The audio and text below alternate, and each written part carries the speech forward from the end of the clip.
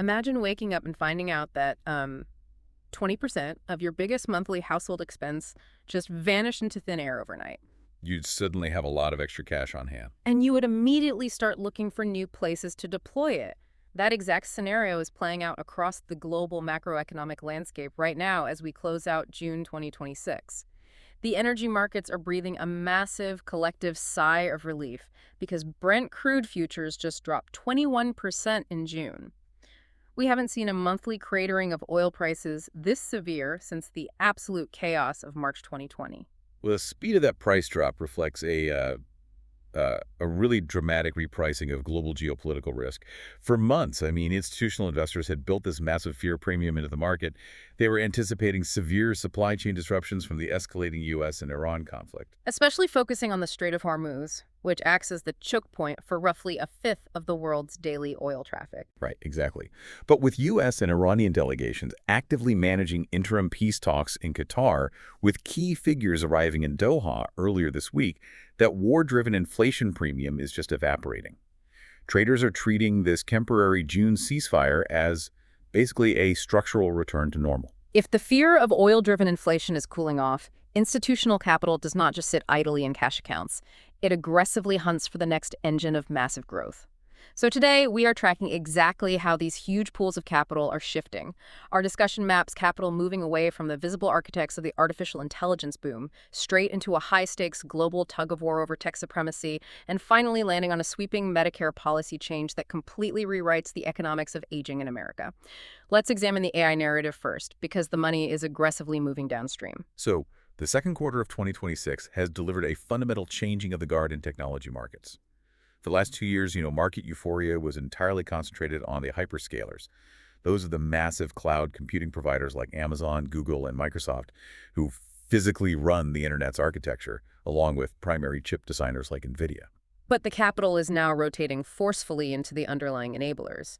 Between April and June, companies like Micron, Intel, and Advanced Micro Devices added a staggering $2 trillion in combined market capitalization. It's wild. Micron alone saw its stock rise over 240% in the quarter, and its gross margins exploded to nearly 85%.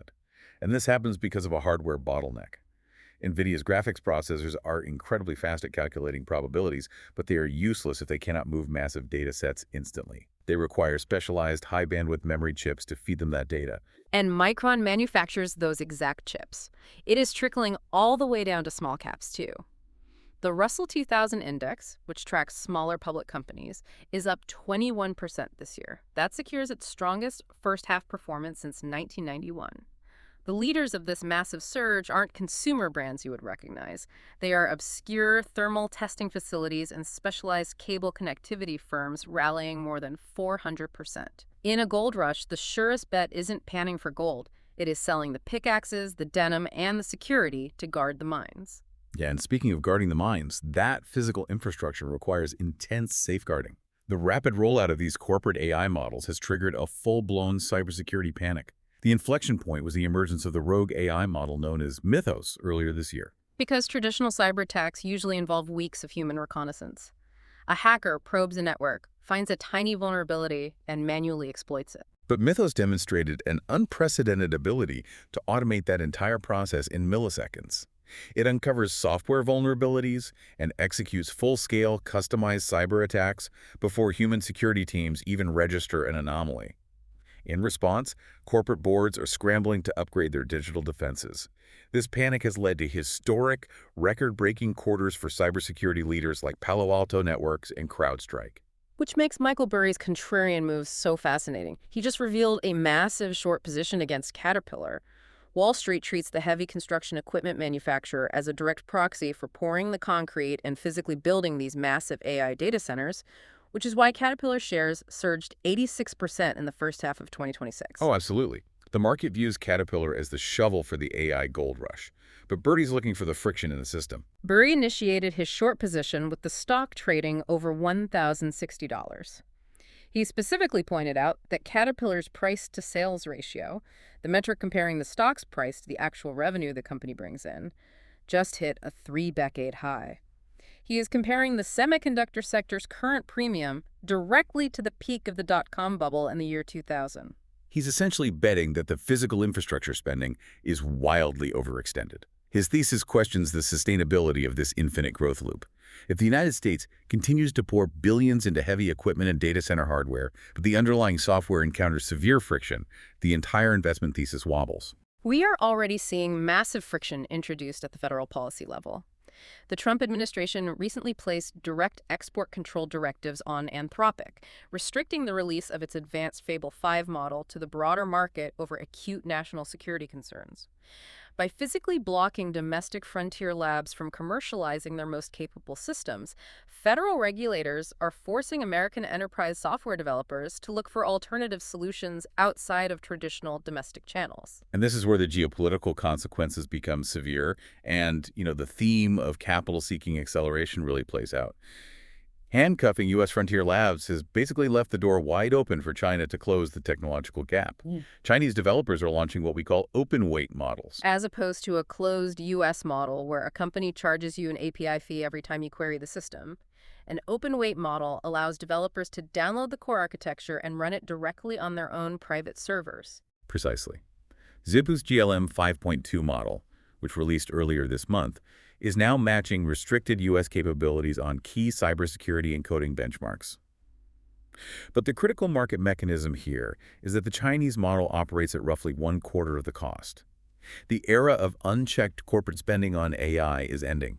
So American startups, facing mounting pressure from venture capitalists to actually demonstrate profitability, are actively switching their back-end infrastructure to cheaper Chinese open-source models to drastically cut their server expenses. Founders are watching their operational costs crash to the floor just by migrating to these foreign systems. Capital will always seek efficiency. Even if it has to cross geopolitical lines to route around government blockages. While the United States and China battle over who controls the algorithms, global capital is quietly pivoting to South Asia to capture the actual consumers.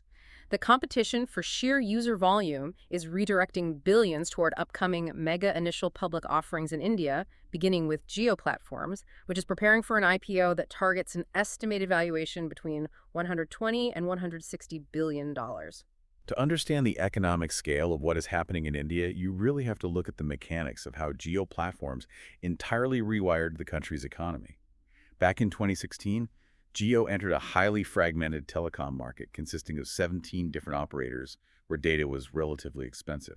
They sparked a brutal price war by offering virtually free 4G data for months. That strategy forced massive consolidation, shrinking the industry into a virtual duopoly. More importantly, it brought over 500 million people online for the very first time. Today, Indians are the largest consumers of mobile data globally, easily surpassing both the US and China. Right, and Jio is now positioning itself to monetize that unprecedented user base. They are partnering with global tech giants to build massive regional data centers specifically trained on Indian languages and dialects. The upcoming $3 billion IPO of the National Stock Exchange of India reflects this exact financialization boom. By flooding the country with cheap data, hundreds of millions of young people suddenly had smartphones with high-speed internet in their pockets. Retail trading accounts in India have exploded from 30 million to over 200 million in just a few years. Speaking of exploring massive shifts, you can find financial candy, brain candy, and classic audiobooks at clarineratio.com. Pivoting to a domestic economic story hitting American wallets right now, the landscape of healthcare funding permanently alters this week with the launch of the Medicare Bridge program. This is a huge shift. For the first time in history, Medicare Part D is covering highly sought-after GLP-1 obesity drugs like Wegovy and Zepbound for a flat $50 monthly copay. Since federal law previously banned Medicare from covering drugs prescribed solely for weight loss, this taxpayer-funded demonstration program legally sidesteps that ban by covering beneficiaries who have related metabolic conditions like prediabetes or uncontrolled hypertension. The market mechanics and just the sheer scale of this rollout are staggering. Yeah. This policy shift instantly unlocks a completely new federally subsidized market of 15 to 20 million older adults for pharmaceutical giants like Eli Lilly and Novo Nordisk. Analysts project this could drive billions in new annual revenue for these specific companies.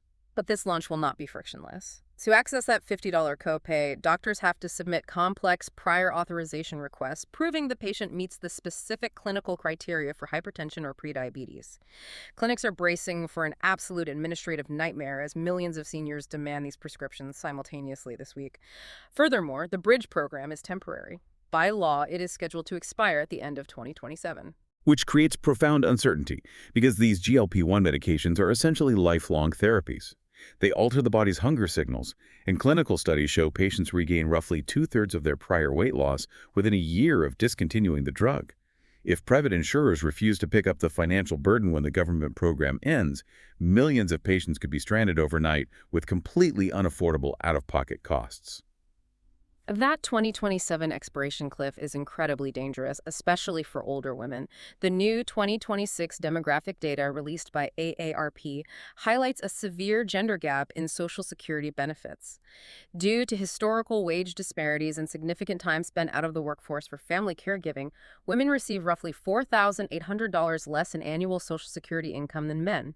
Yet women live an average of 5 years longer and face a lifetime healthcare cost averaging $350,000 compared to just $250,000 for men. When you connect those data points, you realize that pharmaceutical pricing policies are not just medical stories. A $50 copay for an expensive metabolic drug acts as a vital economic subsidy for a demographic that is statistically severely underfunded for retirement. Removing a $600 monthly out-of-pocket medical expense changes an entire household budget.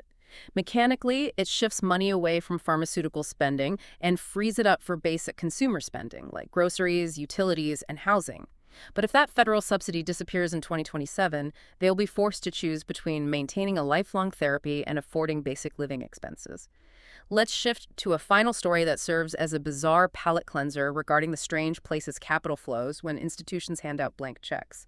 The recent federal sentencing of Hollywood director Carl Eric Rinch outlines this perfectly. Oh, this is a fascinating study in corporate oversight failure, driven by the intense streaming wars of the pandemic era. So, Netflix, locked in a fierce bidding war for content, handed Rinch $55 million to produce a science fiction series. They essentially provided the capital with zero structural milestones or financial oversight. Instead of deploying that capital into production sets or visual effects, Rinch executed a brazen fraud. He transferred $11 million of the studio's funds directly into a personal brokerage account.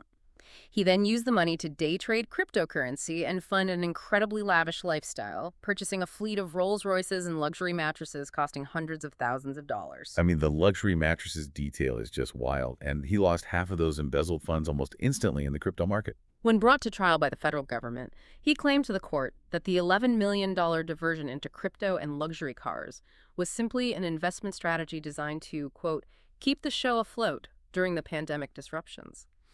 The federal judge rejected that premise entirely, sentencing him to 2.5 years in federal prison and ordering him to forfeit the remaining funds.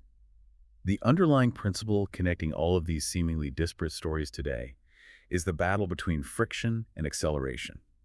Capital and human behavior will consistently flow toward the path of least resistance.